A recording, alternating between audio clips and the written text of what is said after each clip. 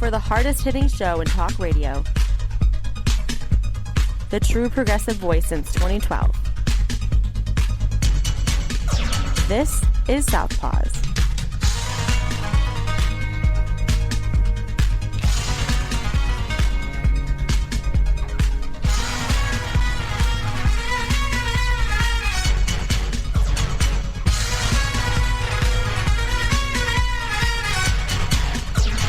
And welcome to Southpaws on the Pacifica Radio Network. We are the leaders of the revolution. My name is Darren Gibson. I'm your host today.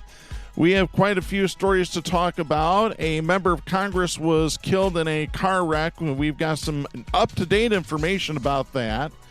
We have to talk about the Tuesday primary elections in Michigan. A lot of news there, a lot of interesting news, I should say.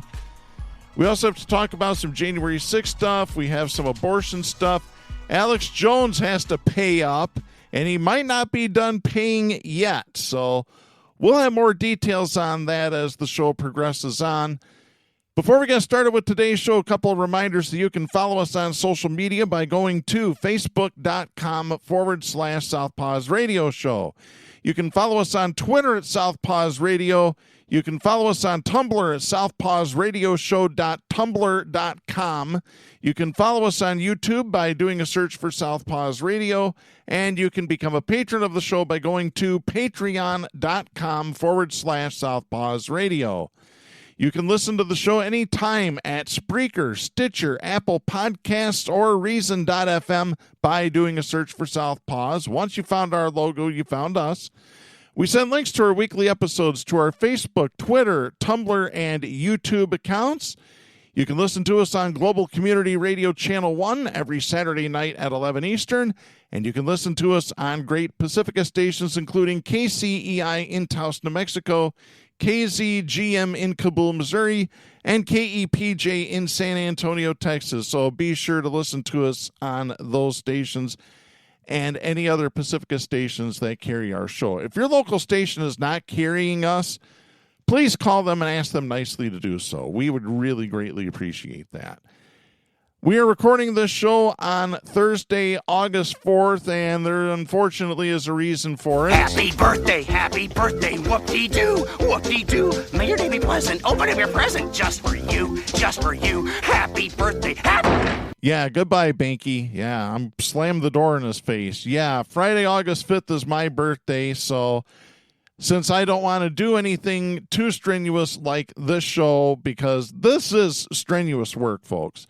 Whether or not you want to believe that is your say, but I would just like to do something that's not related to this show or pretty much anything else for my birthday. So, all right, let's go ahead. Let's start out first with some breaking news. The FBI and the Justice Department have announced that federal charges are being filed against 4 current and former Louisville, Kentucky police officers in the shooting death of Breonna Taylor that happened in 2020. The federal charges are that these 4 officers violated Breonna Taylor's civil rights. So there's going to be some trials, finally, on the murder of Breonna Taylor. Let's just call it what it is. It was murder. So that's very good news. We will have more details on that in the weeks to come. We also have this somewhat breaking news story. This happened on Wednesday, August 3rd. This is Tom Davies writing for the Associated Press. This is an updated story dated August 4th out of Indianapolis, Indiana. Police have changed their description of the crash that killed Indiana Republican U.S. Representative Jackie Walorski, saying Thursday that it was the SUV in which she was a passenger that crossed a state highway center line and caused the head-on crash. The first report was that they were struck by a car that had crossed the center line. And now they're saying that the SUV that she was in was the culprit in this wreck. Walorski and 2 members of her congressional staff died in the Wednesday afternoon crash in northern Indiana, along with the woman driving the other vehicle. That's according to the Elkhart County Sheriff's Office. The department's initial account of the crash was that a car driven by 56-year-old Edith Schmucker of Napanee, Indiana, crossed into the SUV's path, but the office released a statement Thursday saying investigators had talked with witnesses and viewed video evidence that their preliminary determination of which direction the vehicles were traveling was incorrect.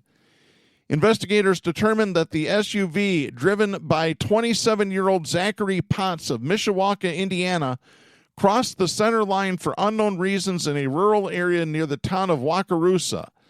Potts was Walorski's district director and the Republican chairman for northern Indiana's St. Joseph County. Also killed in the crash was 28-year-old Emma Thompson of Washington, D.C., who was Walorski's communications director. The 58-year-old Walorski was first elected to represent northern Indiana's 2nd Congressional District in 2012. She previously served 6 years in the state's legislature. Walorski was seeking re-election this year to a 6th term in the solidly Republican district. And apparently Walorski was also a television news personality in the Fort Wayne, Indiana market at one point. I believe that was between her serving in the state legislature and her running for Congress. So, yeah, this is just... I would love to know why the wreck happened. I've got a suspicion it could be distracted driving, especially with a driver that young. Not trying to paint a broad brush, but it is what it is. So tributes have been pouring in from both sides of the aisle. President Joe Biden made some comments this morning about it as well, or they might have been last night, but they were reported on Thursday morning. So we will follow this story in the weeks to come because this is an election year and her seat is up. All 435 House seats in the U.S. Congress are up. So this should be interesting. As a matter of fact, speaking of the election, let's get right into it. We had primaries in Michigan and in several other states. I'm going to focus on Michigan's because we are based out of the Grand Rapids, Michigan area.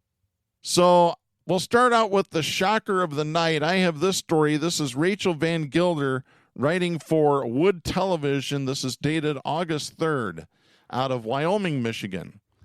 Trump-backed challenger John Gibbs upset incumbent U.S. Representative Peter Meijer in the Republican primary for the 3rd Congressional District. Gibbs earned 51.85% of the vote compared to Meijer's 48.15%. The difference was about 4,000 votes. Meijer conceded the race early Wednesday. In a statement, he said, quote, "This was a hard-fought primary campaign, and I want to thank everyone in West Michigan for their support. Representing my hometown in Congress has been a tremendous honor for which I will always be grateful. I also want to congratulate my opponent, John Gibbs, on his victory tonight." End of quote. Gibbs said he was feeling great and added that money did not buy this race.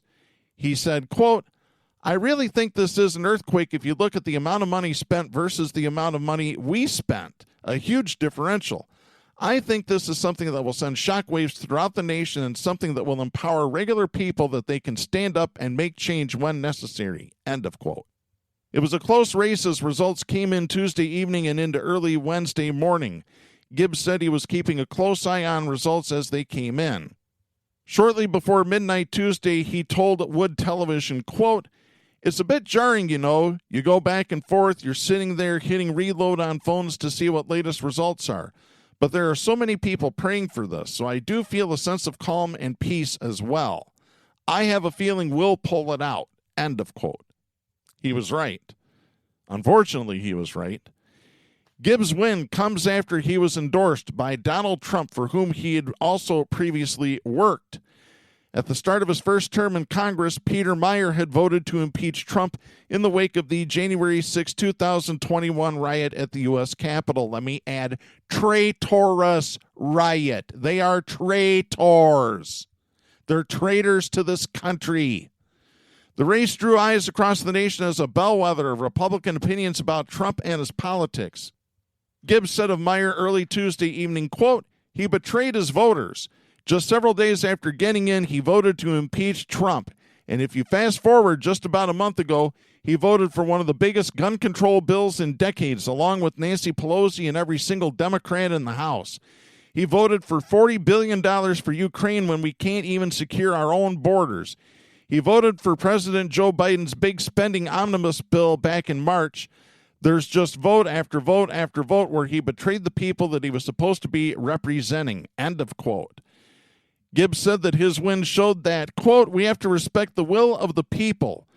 He had all the money in the world, the establishment backing and whatnot, but the people stood up and spoke. The people said that they would not be bought. This is an important lesson for the powers that be out there to learn that they've really got to respect what the people want. End of quote. Well, there's a little bit more to it than that. It wasn't just the Republicans voting for him. It was also the Democrats, and I will get to that in just a little bit here. Continuing the story, Meijer said, quote, there are certainly plenty of folks who wanted to nationalize the outcome of this race in one direction or another. My focus as the representative for West Michigan in Congress has been on West Michigan and has been trying to provide the strong, stable, and effective representation that I think all West Michiganders should demand of their representatives in Congress. End of quote. After his defeat, Peter Meijer released this statement to the media, and I'm going to read it verbatim. It says, throughout my term, I have strived to always put West Michigan's interests first. I am proud to have passed multiple bills into law, putting me on track to have more bills passed than any freshman Republican in the House in recent history. I am proud to have delivered critical resources to communities throughout our district, and I am proud to have remained true to my principles even when doing so came at a significant political cost. A constitutional republic like ours requires leaders who are willing to take on the big challenges to find common ground when possible and to put their love of country before partisan advantage. Every single day in office, I have tried to do precisely that because it's what West Michigan deserves from its leadership in Washington. I believe our community and our values are worth fighting for. Though this was not the outcome we hoped for, I will continue to do everything possible to move the Republican Party, West Michigan, and our country in a positive direction.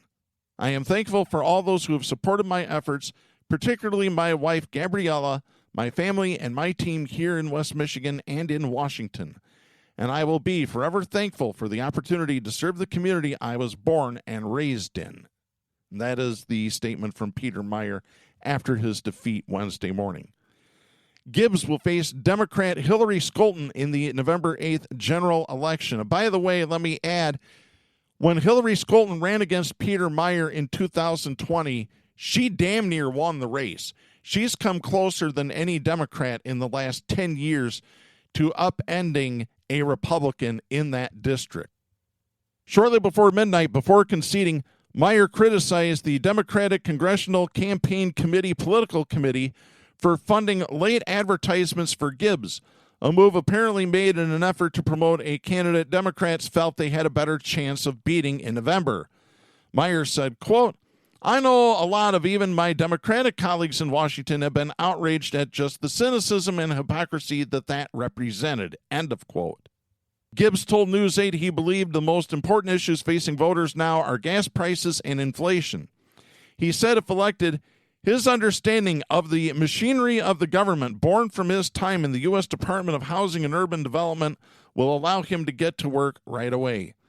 The 3rd District, which covers much of Metro Grand Rapids and Ottawa and Muskegon counties, was long considered a Republican stronghold, but it could be more of a toss-up in November after Michigan's legislative lines were redrawn this year, and that's another point to bring up. The 3rd District now covers Kent, Muskegon, and Ottawa counties. You have 3 very big Democratic strongholds, Grand Haven, Muskegon, Grand Rapids. I think the Republican Party is in trouble, and I'm going to love it if they lose. And speaking of Peter Meijer's criticism of the Democrats running ads supporting Gibbs, I want to go to this story. This is Lexi Lonis writing for The Hill. This is dated August 3rd. Listen to this. Peter Meijer's not the only one that's upset about what the Dems did. Republican Representative Adam Kinzinger of Illinois blamed Democrats on CNN's New Day Wednesday after moderate GOP Representative Peter Meijer was defeated in his primary election by a Trump-endorsed candidate. Meijer, who voted to impeach Donald Trump after the 2021 Capitol attack, lost to Trump-backed challenger John Gibbs on Tuesday after the Democratic Congressional Campaign Committee spent hundreds of thousands of dollars on ads supporting Gibbs. Meijer's race was among a number of primaries in which the Democratic campaign arms spent money on Trump-backed candidates to make it easier for Democrats to win the general election. Kinzinger said, quote, "I mean, the DCCC needs to be ashamed of themselves," end of quote. And you know what? I agree with him. He continued, quote, "If Peter's opponent wins and goes on in November to win, the Democrats own that. Congratulations. Here's the thing. Don't keep coming to me asking where are all the good Republicans that defend democracy and then take your donors' money to spend $500,000 promoting one of the worst election deniers that's out there." End of quote. Although some Democrats have spoken out against the DCCC's strategy, top Democratic officials such as Speaker of the House Nancy Pelosi of California came out in favor of the tactic. She said last week, quote, "The political decisions that are made out there are made in furtherance of our winning the election because we think the contrast between Democrats and Republicans as they are now is so drastic that we have to win." End of quote. Once again, we're going back to 2016. Look at the Republicans. Look how bad they are. We're not that bad. That's all the Democrats have to say. They don't run on anything. They don't have a platform. You know why? Because they're too busy taking pot shots at the Republicans. If Democrats want to win, you need to have a platform. You need to have a cogent platform on pro-choice, on higher minimum wage, on better rights for workers, on single-payer universal health care. You need to do it. You need to jump on board. Problem is with the Democratic Party is that the party owners won't allow it to happen because they are owned. They are owned by the rich, period, end of story. Do I need to play Carlin? I've got him queued up. You know, this is ridiculous. It's crazy. I'll tell you what, I'll play Carlin in a minute here because that'll be my birthday present to you folks. Continuing the story, Meijer's defeat is another win for Trump, who has made a midterm priority out of getting Republicans out of office who publicly opposed him following the January 6th Capitol riot. Meijer said Democrats disregarded certain moral limits in politics when backing his opponent. In an essay posted online Monday, Meijer said, quote, "If successful, Republican voters will be blamed if any of these candidates are ultimately elected, but there is no doubt Democrats' fingerprints will be on the weapon," end of quote.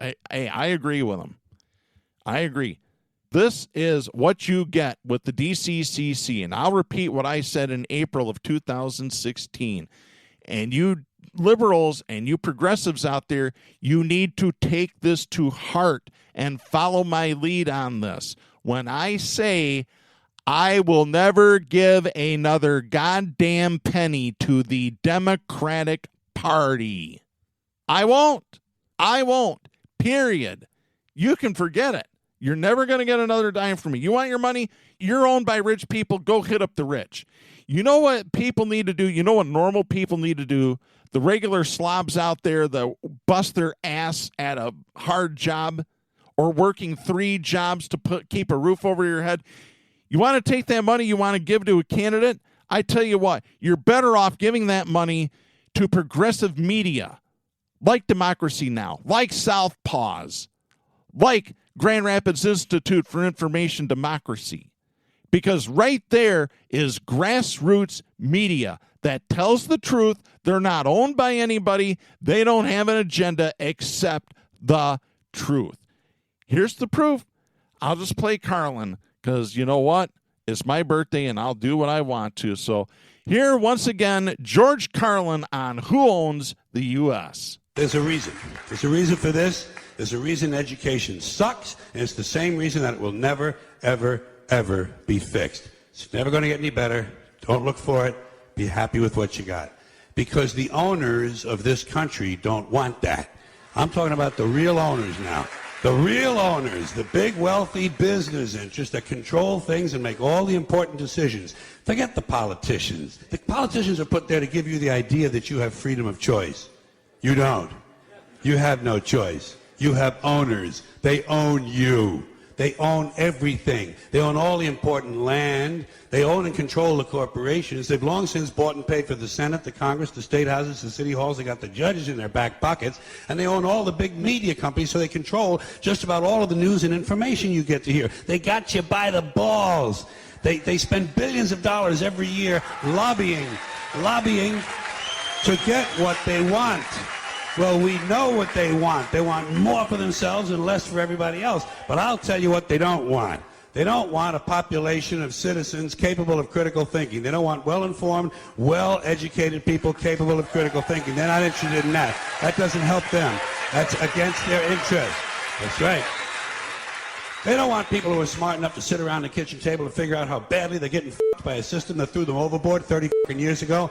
They don't want that. You know what they want? They want obedient workers. Obedient workers. People who are just smart enough to run the machines and do the paperwork and just dumb enough to passively accept all these increasingly shittier jobs with the lower pay, the longer hours, the reduced benefits, the end of overtime, and the vanishing pension that disappears the minute you go to collect it. And now they're coming for your Social Security money. They want your fucking retirement money. They want it back so they can give it to their criminal friends on Wall Street. And you know something? They'll get it. They'll get it all from you sooner or later because they own this fucking place. It's a big club, and you ain't in it.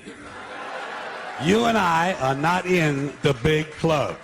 By the way, it's the same big club they used to beat you over the head with all day long, where they tell you what to believe. All day long, beating you over the head in their media, telling you what to believe, what to think, and what to buy.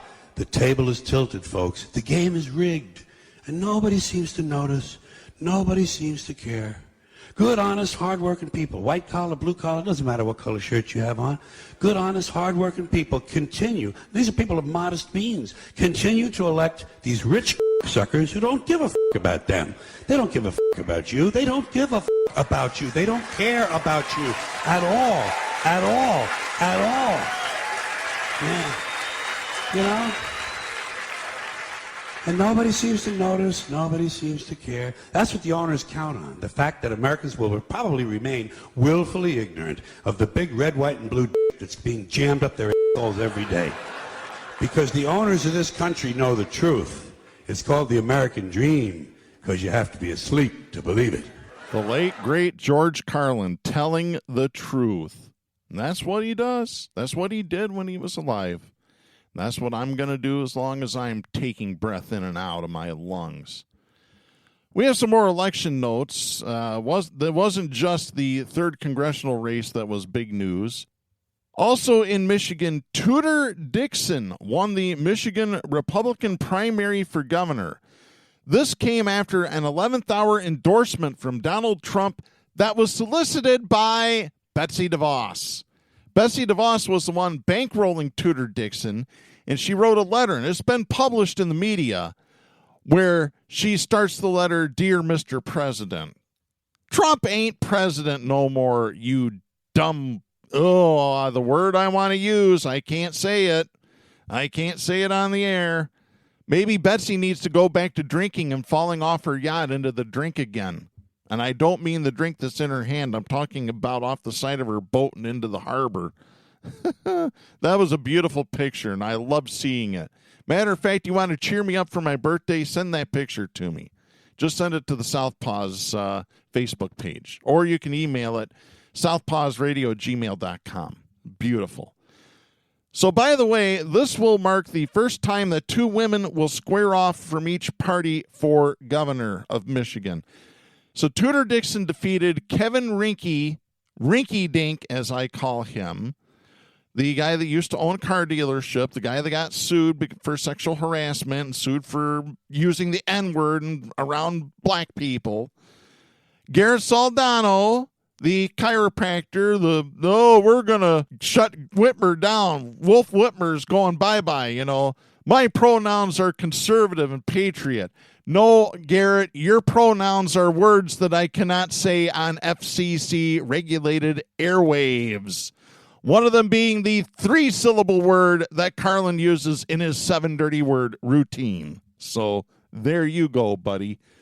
4th place went to Ryan Kelly, alleged traitor who stormed the Capitol on January 6th. He finished fourth. Now, here's the funny part.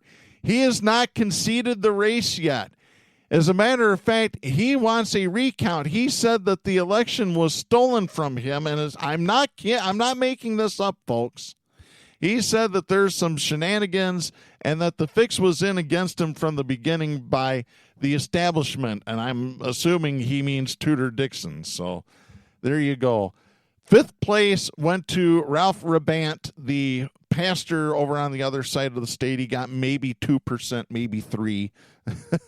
Unbelievable. So Tudor Dixon will face off and get her ass kicked, hopefully, by Michigan Governor Gretchen Whitmer in November. And before November election comes about, I'm going to request a sit-down, one-on-one interview with Governor Gretchen Whitmer. And if I get it, you'll hear it on this show, folks. Other election notes: in St. Joseph County, Michigan, the Burr Township clerk was removed from her election duties by the state after she allegedly sent out absentee ballots improperly. So this is what happened, folks. They believe about 50 to 100 ballots were involved. So what she did is she sent ballots to people who were on the permanent absentee ballot list in Michigan.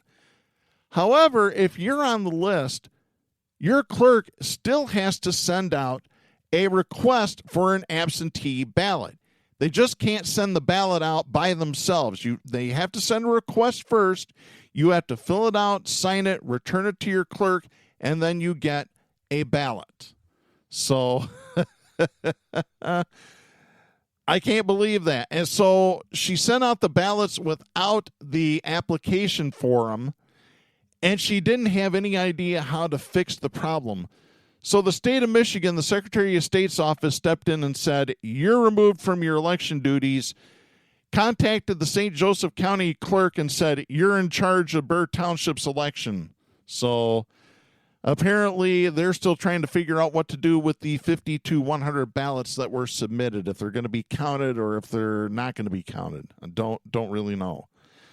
Other election notes: Michigan Secretary of State Jocelyn Benson, speaking of that office, she issued a warning Monday that anyone who attempts to interfere with the election could be removed from polling places and possibly arrested. So you folks in November, you evil, violent, conservative traitors, you better watch out, because you might go to prison for a little while, and I'm going to laugh when that happens. Here are some other races to discuss that happened locally in this area. In the 2nd Congressional District, Congressman John Molinar, who is the incumbent. By the way, this is a newly drawn 2nd District. Molinar is currently in Congress in the 6th District. He ended up moving out of 6th into District 2 because his old district merged with Dan Kilde's district. Dan Kilde would have mopped the floor with him in November. So since he wants to remain in Congress, he became a carpetbagger and moved into the 2nd Congressional District. He defeated the primary challenge of former Sand Lake Village President Tom Norton. Yes, Tom Norton, who got run out of town on a rail. That's pretty bad. When a bunch of Trumpers that live in Sand Lake, which is right near where I grew up, when you're that bad that your fellow Trumpers run your ass out of town, that's pretty bad. By the way, you can read more about Tom Norton in his shenanigans as Sand Lake Village President at the Cedar Springs Post newspaper website. Just do a search for Tom Norton. You'll find him. By the way, Molinar will face Democrat Jerry Hilliard. Jerry Hilliard, I have met in person one time. He is as bland as they come. I don't expect him to do any better this time than he did the last time. And that's my thoughts on that.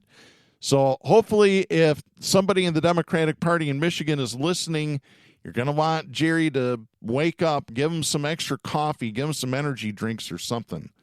And a platform would be nice. Really, it would. In the 4th Congressional District, Congressman Bill Huizenga did not have a primary challenger. Huizenga was in the 2nd District, which has now been redrawn Where he is now the 4th district. That district merged with Fred Upton's district. So at the beginning of this election cycle, both Bill Kinzinger and Fred Upton were both going to run for that seat. Upton decided to retire from Congress. So Bill Kinzinger will face Libertarian Lawrence Wenke in November. Democrat Joseph Alfonso ran a write-in campaign in the primary after failing to make the ballot. So we'll see what happens in November if he's actually on the ballot or if he has to engage in another write-in campaign. Going to the 5th Congressional District, Tim Walberg defeated Sherry O'Donnell, and that's a primary challenge. She was endorsed by, of all people, Ted Nugent. Oh, my God. The deadly Tedley. Moving to the Michigan State Senate in the 20th District, Republican incumbent Eric Nesbitt fought off primary challenges from 2 opponents. He will face Democrat Kim Jorgensen Gain in November. Going to the 29th State Senate, Democratic incumbent Winnie Brinks will face State Representative Tommy Brand in November. Neither of them had a primary opponent.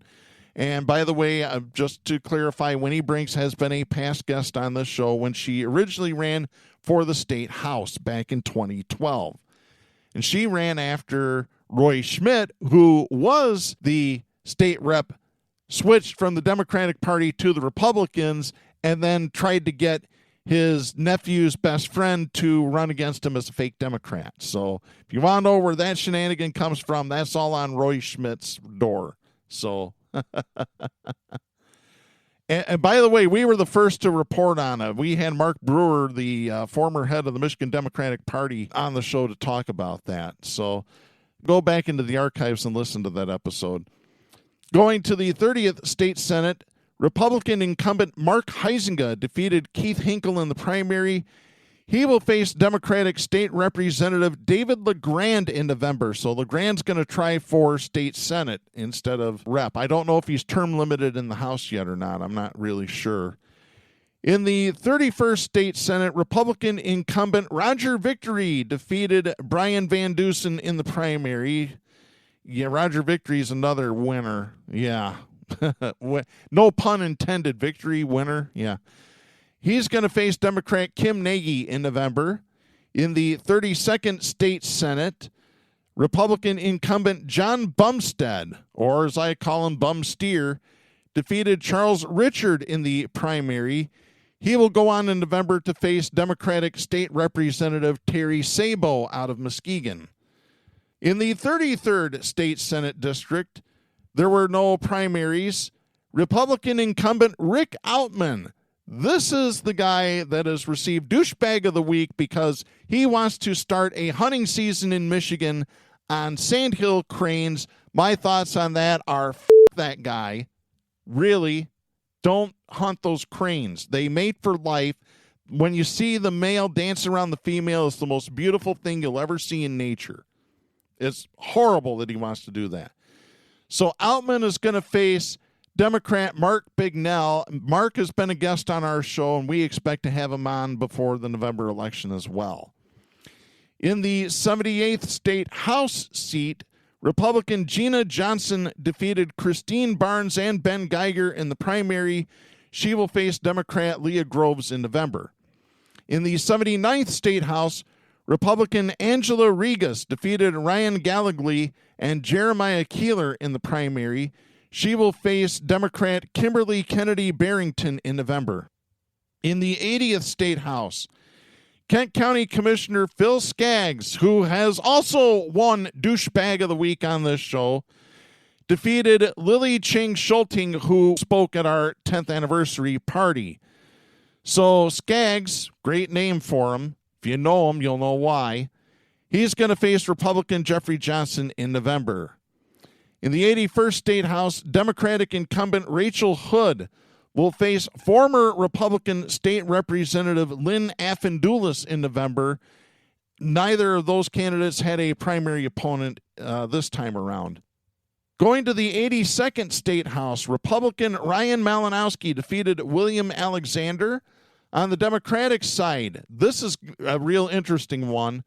Christina Grant defeated Kent County Commissioner and radio personality Robert Womack, Robert S., who does a show on the station we used to be on, now that they've changed formats to god-awful R&B. It's not even good R&B music. Grant also defeated Salim Mohammed Al-Shatel. However, Grant did not receive 50% of the vote, and the difference between Grant and Womack is 63 votes. So at this time, the race is up in the air. We are not sure if Womack is going to challenge the results of the election or what's going to happen. I don't know if they do a quick runoff or what's going to happen there. We'll keep an eye on that as we go along. In the 83rd State House, Democrat John Fitzgerald defeated Dr. Jose Flores, who also spoke at our 10th anniversary party. Flores, a longtime member of the Grand Rapids Public School Board. Fitzgerald will now face Republican Lisa DeKruiger.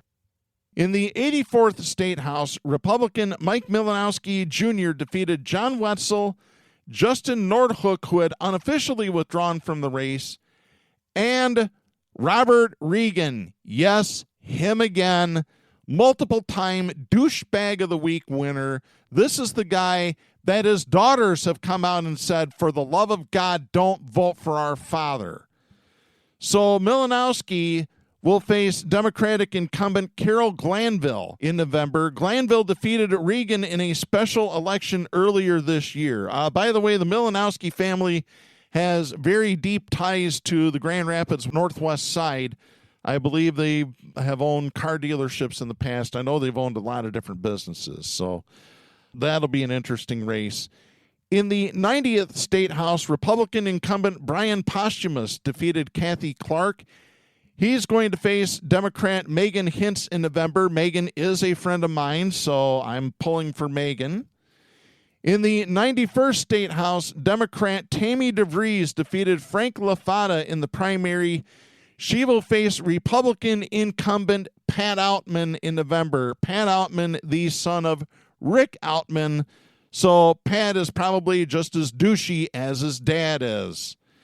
And in the 101st State House, Republican former director of the Newaygo County Commission on Aging and pastor Joseph Fox, he's one of these anti-abortion, pro-Second Amendment assholes. That's just exactly what he is. He defeated three opponents, Kelly Smith, Diane Schindelbeck, and Chad Pierce. However, Fox did not receive 50% of the vote. And the difference between Fox and Smith is 171 votes. So whoever wins will face Democrat Amanda Siggins in November. So that's a quick look at some of the races in the West Michigan area for our local listeners. We do have the results of another election in Kansas that has national implications. This is Igor Bobik and Kevin Robillard writing for the Huffington Post. This is dated August 3rd out of Washington. Republican senators were surprised by Tuesday's huge win for abortion rights in Kansas, of all places, even as they sought to downplay the electoral implications for their party ahead of November's midterm elections. Senator Lindsey Graham, Republican of South Carolina, acknowledged on Wednesday, quote, "It's definitely a wake-up call for us," end of quote.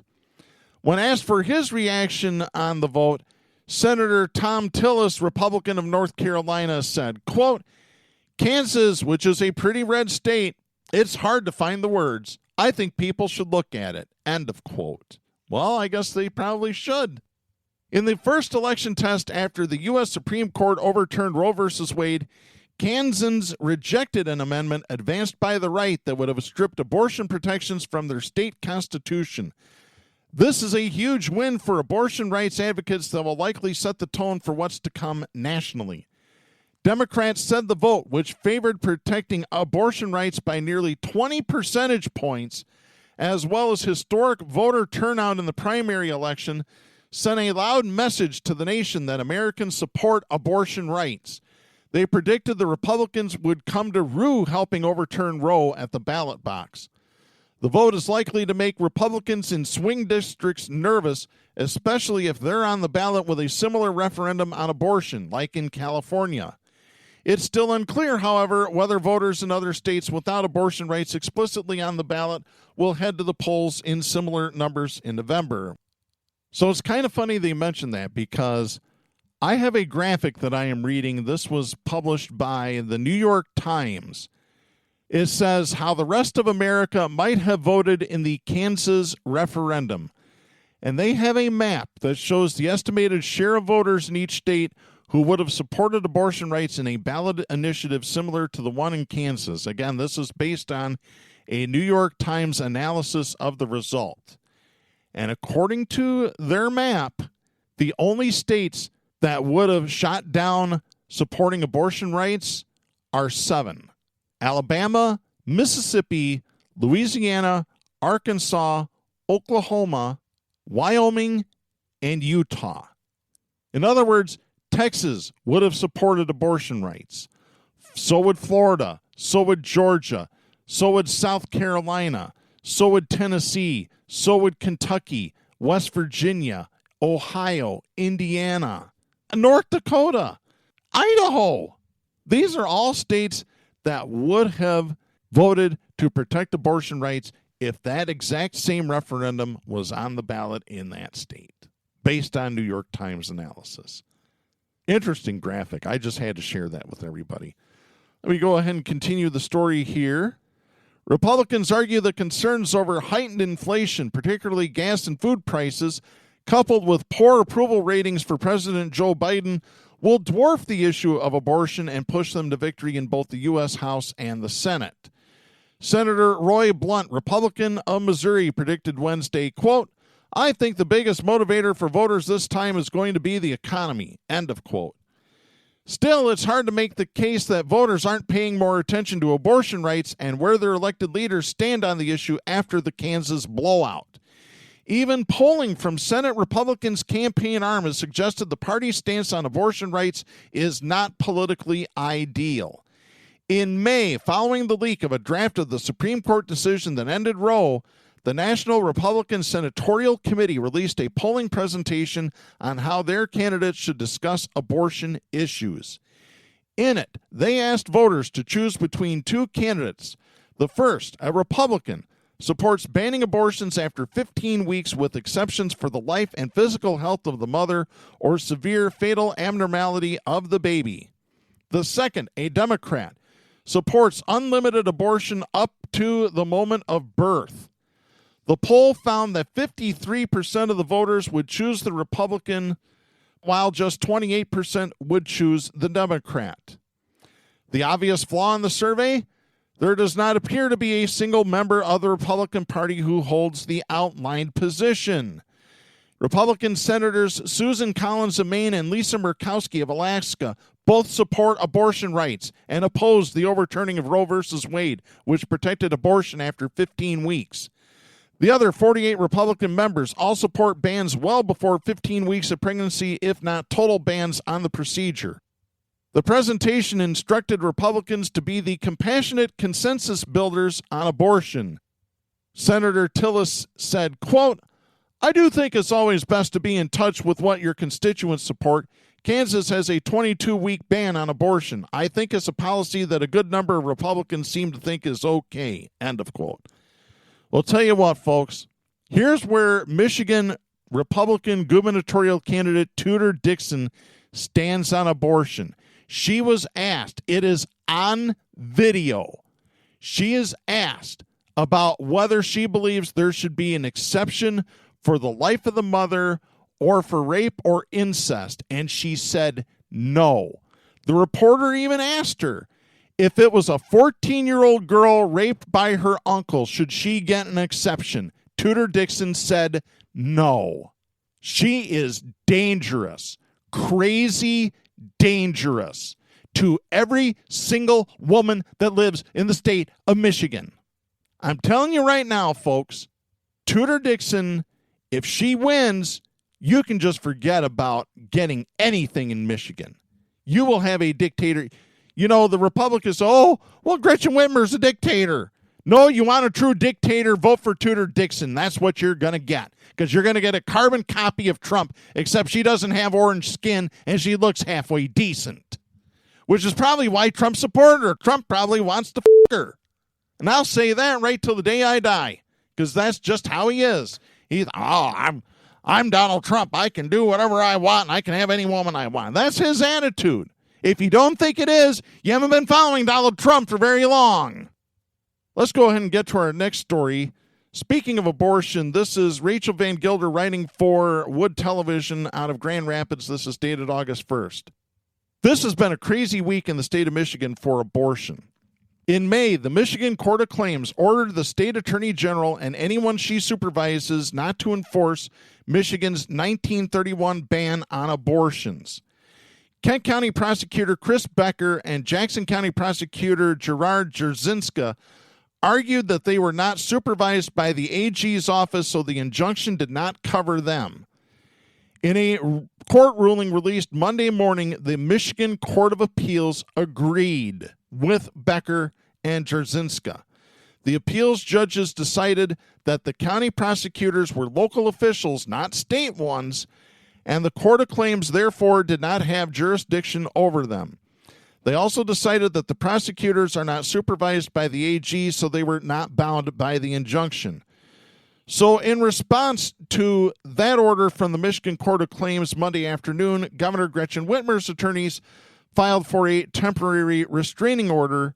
The motion noted that the Court of Appeals did not rule on the constitutionality of the abortion ban, which is what Whitmer and Planned Parenthood of Michigan have challenged. So she filed for a temporary restraining order with an Oakland County judge, and he granted the order.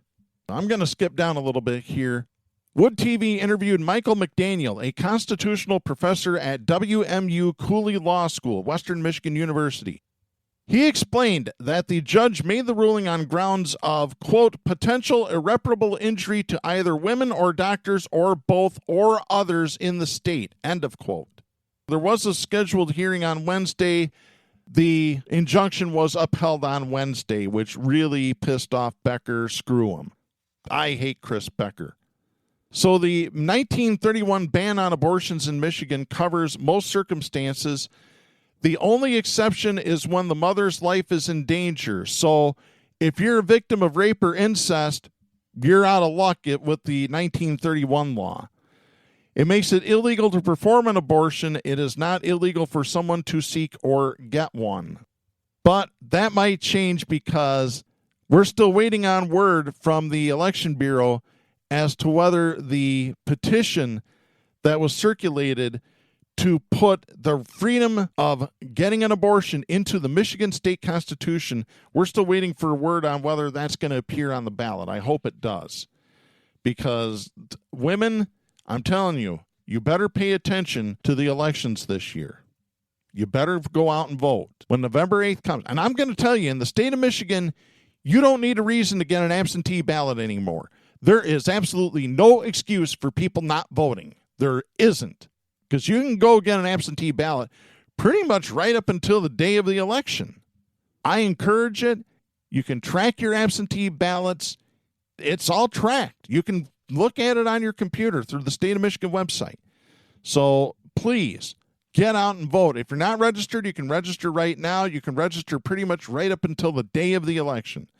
I encourage you. I very strongly implore you. If you're not registered, you need to do so. If you haven't voted before, especially you women out there, you need to get educated on these issues and you need to get out and vote. Because your life may depend on it, your daughter's life may depend on it, your best friend's life may depend on it. Right now, I want to get to this story. This is the Associated Press, published by NBC News. This is dated August 4th.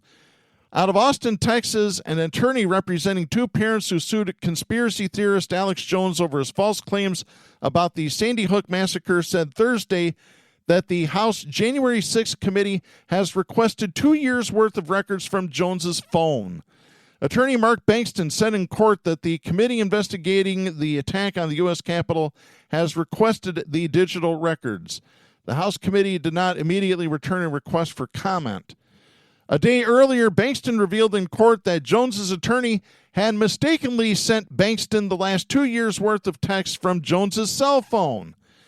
Jones's attorney, Andino Reinal, sought a mistrial over the mistaken transfer of records and said they should have been returned and any copies destroyed.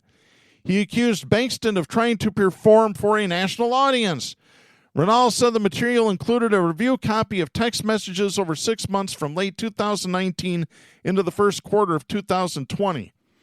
Attorneys for the Sandy Hook parents said they followed Texas's civil rules of evidence and that Jones's attorneys missed their chance to properly request the return of the records. Bankston said, quote, Mr. Reinal is using a fig leaf to cover for his own malpractice, end of quote. Bankston said the records mistakenly sent to him include some medical records of plaintiffs and other lawsuits against Jones. Referring to Donald Trump's longtime ally, Bankston said, quote, Mr. Jones and his intimate messages with Roger Stone are not protected, end of quote.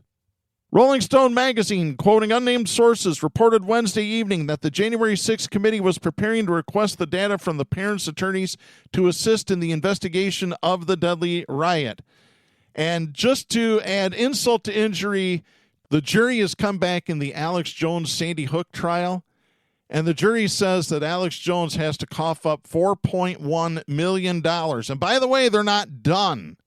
They're going to go back on Friday, and they're going to assess punitive damages and determine how much in punitive damages Alex Jones has to pay out. I love this. This is absolutely one of the best things that I've seen and heard in a long time. And right now, let's go ahead to our next segment. Stop. Hammer time. Oh, yeah, it's hammer time. It is time to drop the hammer on the douchebag of the week. And we've got 2 winners for you this week. So whenever we have 2 winners, Wade Garrett's got to chime in. The double douche. Who is that guy? Gentlemen, Wade Garrett. holy sh**. Exactly right. So our winners this week, David Doyle and one of my former colleagues at Ed Kettle. I have this story. This is Jeff Smith writing for the Grand Rapids Institute for Information Democracy, grid.org. This is dated July 31st. On Friday, the group Citizens for Safe Neighborhoods sent out a media release expressing their opposition to the ballot initiative that is being organized by the Coalition for Community-Owned Safety.